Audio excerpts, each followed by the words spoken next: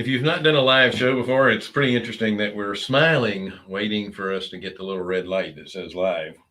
And it's funny how your face just kind of does that fake smile thing. Yours is fake. Mine's for real. That's true. So here's the question. Is now a good time to invest in real estate? No. Let's find out. Right after this.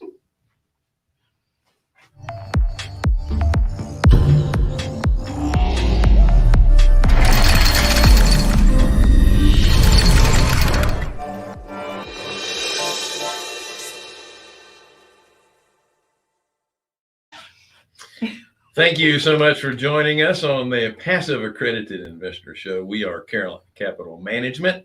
We're lenders in the Southeast for real estate investors. If you are interested in borrowing money, go to carolinahardmoney.com and click on the Apply Now tab. If you're a passive investor looking for passive returns, click on the Accredited Investor tab. Don't forget to like, share, subscribe, hit the bell, and don't forget to sign up with Wednesdays with Wendy. That's right.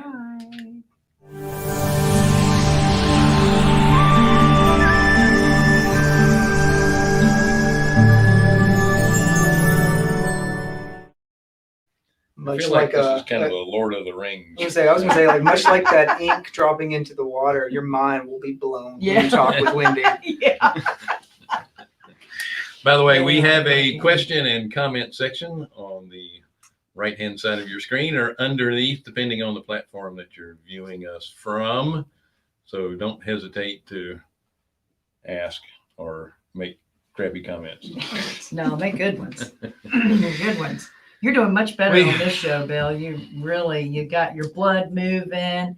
He remembered all the words. Aren't you impressed? I know. Your face is less red. Yeah. I mean, today is your day. Yeah, yesterday I got to the office and I thought to myself, now did I leave my very expensive Yeti cup on the roof of my car or did I leave it in the kitchen? Where did you find it? It was in the kitchen. Oh, good for you. Yeah, because I have left it on the roof of the car and that's why it's got a few battle scars. So my apologies to David Phelps and group for the dents on their Freedom Founders cup. It's a good cup. Good cup. Yeah, so we're constantly getting pounded with this. Is now a good time to invest in real estate? And specifically, is now a good time to invest into commercial real estate? Yeah. In the form of self-storage or maybe even multifamily, but we're going to concentrate on self-storage because we have a rock star in the self-storage industry, Jacob Vanderslice. Superstar. Welcome to the show, my friend. You guys are you're too kind. Good morning and good afternoon. So, just out of curiosity, how much square footage are you guys controlling right now? Do you know right off the top of your head? We're at about 1.7 million. Wow, that's a lot of boxes. It's a lot of boxes. Yeah, a lot of metal boxes all around. And the empty country. wine bottles. Man, People save the strangest stuff. It's just. I really do. Well, I mean, you understand the industry completely in all sectors, and the biggest issue is the rise of property values and the prices that you're having to pay for properties. What are you doing to, number one, find the good value add stuff? And are you just having to deal with a little bit lower cap rates right now? Well, I think the challenge of deal flow is systemic across all of the asset classes that we all focus on, whether it's single family homes, multifamily, industrial, self-storage. There is a lot of capital out there right now that wants to be allocated to hard assets. The stock market's getting very long in the tooth. We're seeing very much a pivoting of capital from traditional publicly traded equities into private real estate vehicles. And with that pivot, we're seeing a lot of cap rate compression, and therein we're having challenges with deal flow. Most of the deals that we source are through relationships, broker relationships, direct to seller relationships. That being said, though, we're still paying more than we used to a couple of years ago, and that's universal. One of the challenges that we're seeing specifically in the deal flow front is there is an historically low cost of capital out there, and people are paying what we believe are very compressed cap rates because their yield requirements has gone down. It's, do you want to make a 0 or do you want to make a 4? And they say, well, we want to make a 4, we got to get money out. So what we're thinking that we're seeing in a number of the deals that we're missing by millions of dollars are buyers are underwriting to what may or may not be untenably compressed cap rates when it comes time to sell. So as you guys know, the model will tell you whatever you want it to. And if you're buying a deal and you want to be conservative and you say that deal is going to sell at a 7 cap in 5 years time, and you make an offer based on those assumptions, you may not get it. Somebody else is going to come in and say, we're going to say this deal is going to sell at a 5 cap in 5 years. So they can pay exponentially more than the person buying the deal at a 7 cap in 5 years. So that is one of the many reasons why we're missing deals out there. We are still getting product. We're getting inventory that makes sense, that we believe has good risk-adjusted returns, but we're certainly not finding as much opportunity as we'd like. Right. Well, Jonathan and I had a local RIA subgroup meeting last night, and we're hearing that from the people in that room, the exact same thing, that they are constantly getting outbid, and then they're coming with cash. They're not looking to have any kind of financing, and that gets tough when you're trying to get into the commercial self-storage arena. It's hard to come up with that much cash. But you're right, we were having that discussion exactly last night, that there's a lot of capital looking for a home and compressed timeframes to close. I mean, you usually see people like in the commercial space, like 60, 90-day due diligence. I mean, we're seeing more and more people closing at or inside of 30 days. Yeah. Crazy. Yeah. You can't do your proper due diligence in that short a period of time. They're just taking it, basically no inspections, so to speak. Yeah, we were doing a lot of 60-30 contracts, and now we're doing more like 45-15 just to hope to be competitive. Sometimes 30-30, but that's not a lot of time to properly evaluate a $15 million acquisition, for example. Jacob, I think it would be a good thing. We just kind of jumped into a conversation. There's people on here that may not know who you are. Oh, come on. Everybody knows who Jake is. We know who you are. Talk a little bit about your company, what you guys do, and, areas you're investing in. Yeah, we focused on a lot of the food groups in real estate over the years. We've done a lot of single family residential. We've done adaptive reuse retail. In the last 5 years, we've mainly focused on self-storage. And the first round of storage deals we did were single asset syndications, and we pivoted to a fund structure. We did our first fund in June of 19 and closed that out at the end of 2020. And we launched our new fund, which is underway now. We're about halfway deployed. We've got about $30 million in acquisitions this month in September, and hopefully a few more in Q4. But we're primarily self-storage investors and operators. Awesome. What area of the country are you all over? Well, we've got deals in our backyard in Denver. We haven't bought anything here for a while because the market just hasn't made sense to buy. Mainly outside of Denver, we're in the Midwest and Southeast. So a lot of stuff in the Florida Panhandle, North Carolina. We've got properties in Michigan, Columbus, Ohio, Illinois, Tennessee. So we like the Midwest and Southeast because we found that those are a good blend of current yield, but with also a component of capital appreciation. Right. Awesome. Yeah, I'm thinking that the Midwest, you have a few more expenses that you have to deal with snow removal and that type of thing. Yeah, snow removal a big one, but another big one, especially in the Midwest, are property taxes. That's a huge number, and if you are not accruing properly for a worst case scenario property tax bill, your deal is going to suffer when it gets reassessed. Wow. So big tax bills in the Midwest for sure. Wow. Well, surprisingly enough, South Carolina is not very investor friendly when it comes to property taxes as well. They're very friendly to the owner occupant of a residential property, but I was surprised to find out how unfriendly they are. Yeah. And investor property, especially when we just got our recent tax bill for this building. Yeah. Yeah, it was nice. So what size, or let's put it this way, number of units, when you have a criteria that you're looking for, how many doors or what kind of square footage are you looking for in each project?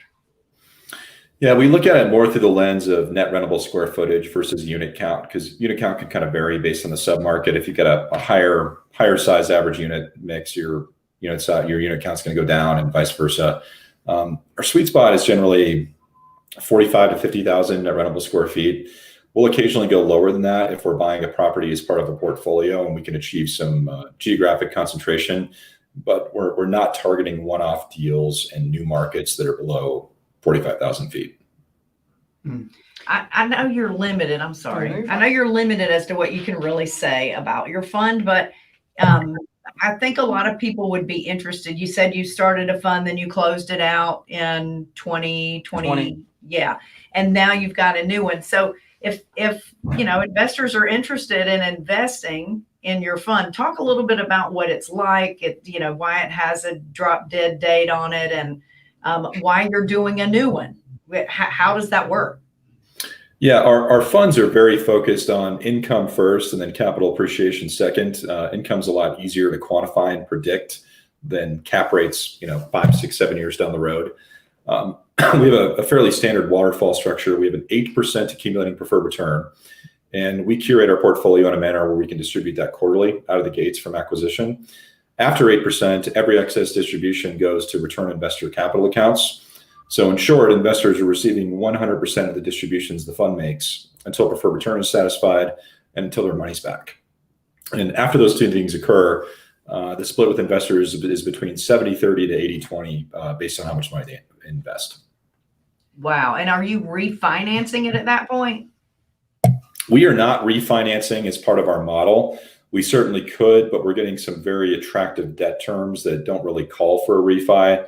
Our last round of debt was at 3.8%, 10-year fixed, full-term interest only. So from a dividend yield perspective, there's different philosophies on amortization versus interest only. Amortization is good in that you're burning off principal in the loan, but amortization is not distributable cash flow. The only way to monetize that amortization is to either refinance or sell.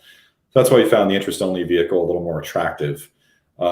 So unless interest rates go down a lot, which is almost impossible to say or imagine if they get much lower than they are today, we don't need to refi. And if rates stay the same, we create some value, we would consider doing that to distribute some capital back to investors. But that's not a liquidity event that we're underwriting to in our model. Wow. So after that 10-year period, are you, is your exit from those properties a sale, or maybe at that point a refinance? And yeah, we get a few options on the exit. Our primary objective is to return investor capital within reason as quickly as we can, and that's not necessarily tied to a disposition of the asset base. So we're underwriting to a staggered one-off sale of each property beginning on year 6. Other scenarios might be a recap of the entire portfolio, giving investors the option to step up into new co at a tax-free basis or increase in basis, or have a liquidity event. Another option potentially is to sell the entire portfolio to a larger investor like private equity or institutional capital. So we've got a couple different options on the exit side, and of course a refinance, as you mentioned, Bill. But our plan is to hold these for a while and enjoy the repeatable, durable income streams that we think self-storage offers.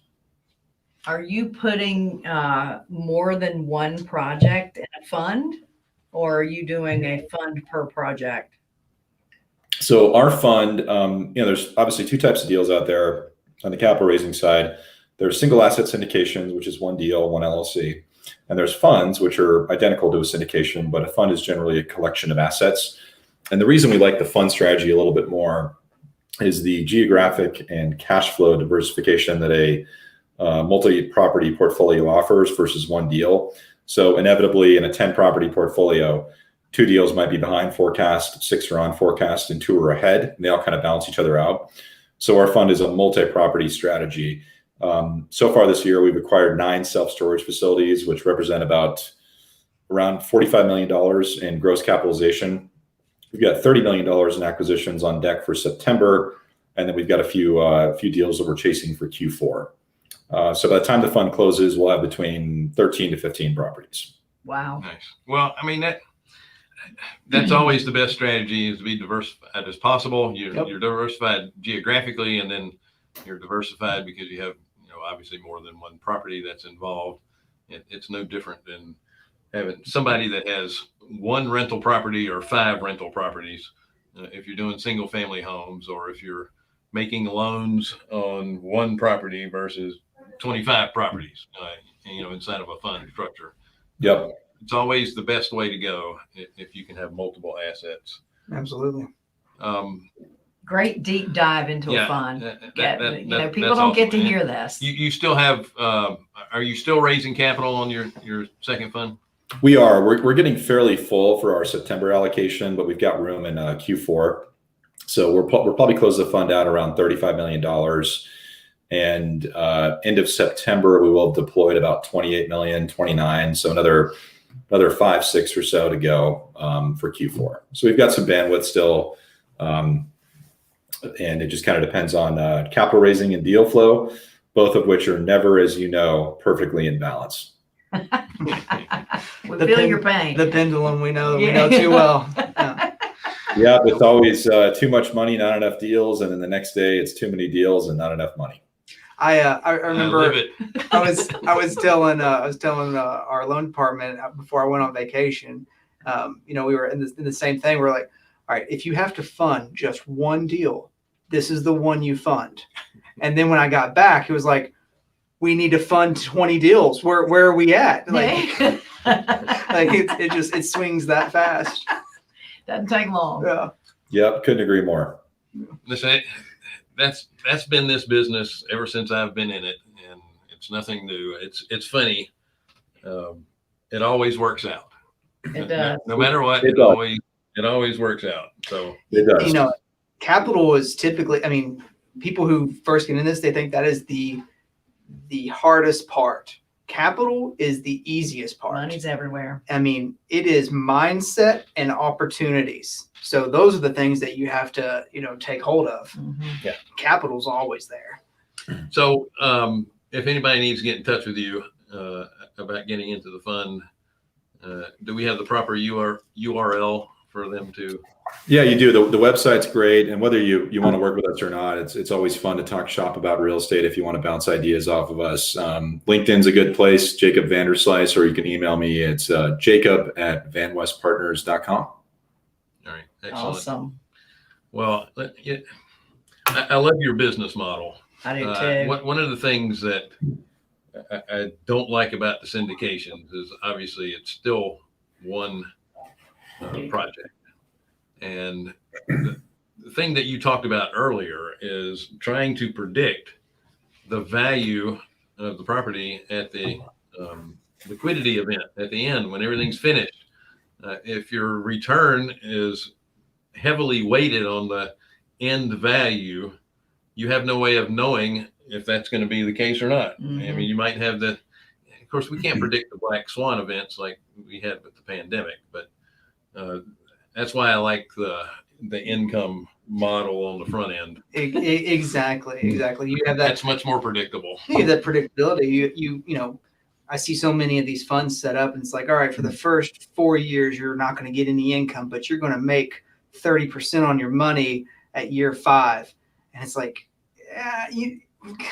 there's a lot of things that can happen between now and year 5. Yeah, one of our infamous one-liners is our models are always wrong. They're either wrong in the right direction or wrong in the wrong direction, but nothing goes exactly like you think it will.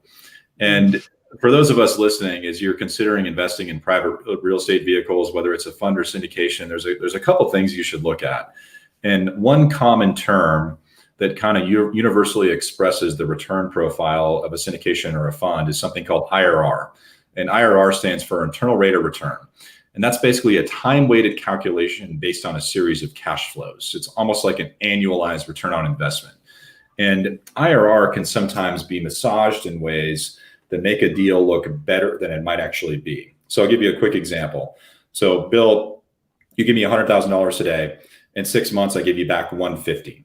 You made a $50,000 profit on 100. You did it in exactly 6 months. That's 100% IRR because you did a 1.5 multiple in half a year, right? That's a good return. That's a good multiple. So same example. Let's say you give me $100,000 today, and tomorrow I give you back 101. So your IRR is 365%, which might seem like a great return, but you're not happy because you only made $1,000 and you got your money back. So as folks look at different opportunities out there, don't just think about IRR. Also look at your total multiple on your invested capital. And by that, I mean, how much profit will you realize over the life of the vehicle as a percentage of the money you put into the vehicle? Mm-hmm. And when does that profit occur? So for example, on the multiple side, let's say that we could, or Bill or anybody could double your money in 5 years. So if you doubled your money in 6 years, that's still a really good return. You're happy whether you do a 2x in 5 years or 6 years, but in the 6-year scenario, your IRR or your time-weighted return is going to be substantially less. So as you examine these different vehicles out there, try to balance that total multiple over the life of the opportunity against what is probably, hopefully, a healthy IRR, but also understand when those distribution events happen. And to your point you made earlier, if you're looking at a deal that's a 50% IRR, but 95% of that return is predicated on an event 5 years from now, that's not a very safe assumption to make. So try to look at opportunities through all those lenses, and you might find yourself being a little more informed on various risk profiles. Mm-hmm. So for all of you out there who like Excel, what Jake just said is, if you take someone's IRR model and then you use Excel and use the X IRR function, the X takes in the time into account. So then it quantifies that return based off the time exposure of the investment. So that's when people send me pro formas with IRR returns, I rerun them with an XIRR, with the dates of the allocation of the capital coming in, and then it blends that with the time frame. So that is, if XIRR, that's the function, the formula in Excel that you would want to use to do exactly what Jake just said. So in a future show, we're going to have a webinar on how to set up your spreadsheet. That would be a bad idea. What Jonathan said. It wouldn't be a bad idea. I always thought it was kind of funny, especially when we were doing a lot of one-off loans. People would give us money to lend out for them out of their self-directed IRA. And I was always amazed at the people that were really excited when it paid off in less than 30 days. It's a 6-month term and it pays off in less. They're all excited. And I'm thinking, don't be excited. You're having to work to put it back out again. And the time that you're missing to be able to do that. Yeah, you've got downtime on your money because it's back in your bank account, and you have to find a new place to put it to work and take a new round of risk. That's exactly right. That initial pleasure is, hey, I got my money back and I made a little bit. Now what do I do with it? Now what do I do? And then to your point on making $1,000 a day, that would be great, and there's nothing wrong with that. But you have to repeat it for 365 days for it to really make sense. And the likelihood that you're going to get it reinvested every single day and get that $1,000 is not very high. Yeah, we have a second on that Excel tutorial. Not to drill down too much more on IRR, but I can't depart the call without mentioning this. I discourage folks from just looking at IRR. Look at deals in a manner where, am I going to make a rational amount of profit over a rational amount of time given the risk profile? And you shouldn't invest in this deal over here because it's an 18% IRR and not this deal because it's a 15% IRR. That's right. Not all about the algorithm. Correct. Absolutely. Wise words. Yeah. I have human in there too. You're right. You have a lot of people that are just chasing the best yield. The other thing that they have to consider, and this is the most important, is who is the sponsor? Are these people you want to work with? Do they have a track record? Are they chasing yield themselves, or are they just wanting to first and foremost have a nice, safe return of principal plus plus making some income. Yeah, I mean, as one well. of the things you should always like Jake said it. You have 15% here. You know the deal. Someone else has a similar or maybe a slightly different deal, and it's 18. Your first response should always be like, "Ooh, sounds dangerous. Why 18?" That's Right. right. Right. Red flag. What's going on there? Yep. I had an old rich guy ask me once, if I could put one thing in your pocket, would you want it to be IRR or cash flow? Nice. Yep. That's a great Cash flow. question. That's all really day good. long. All Yep. day long. I like Always that one. going for the cash flow. That's Yep. for sure. Jake, thank you so much for joining us. You Always a always pleasure. provide wonderful, Intelligence. wonderful content. Yes, you make us look smarter. Thank you for coming. Well, Bill, every year I get less stupid. So I'm glad to hear that. That's the goal, right? Yep, exactly. That's funny. That's actually true. Yep. We get so many battle scars. We smarten up. Although sometimes you get to a certain age and you start getting more stupid. I didn't. Yeah, we don't know. We don't know what to do. We just know more things of what not to do. That's right. Yeah. Yep. Yeah. Absolutely. I've messed up there before. Oh yeah, I've messed up there before too. Oh, and there. Exactly. Mhm. Folks, thank you so much for joining us on the what is this? The Passive Investor. Oh man, Passive accredited investors. Passive aggressive show. I was doing so well, Jake. That's it. We are Carolina Capital Management. We are lenders in the Southeast for real estate investors. If you're interested in borrowing money, go to carolinahardmoney.com and click on the Apply Now tab.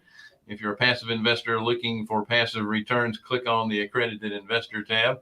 Also, if you're a passive investor and you're accredited, check out Jake's information. His email info is over there in the In the chat box. Jeez. And it's also on the screen. It's right almost now. over. I promise.